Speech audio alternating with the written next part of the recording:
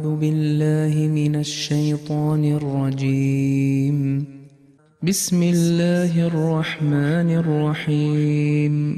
سبح اسم ربك الأعلى الذي خلق فسوى والذي قدر فهدى والذي أخرج المرعى فجعله غثاء أحوى سنقرئك فلا تنسى إلا ما شاء الله إنه يعلم الجهر وما يخفى ونيسرك لليسرى فذكر إن نفعت الذكرى سيذكر من يخشى ويتجنبها الأشقى الذي يصلى النار الكبرى ثم لا يموت فيها ولا يحيا قد أفلح من تزكى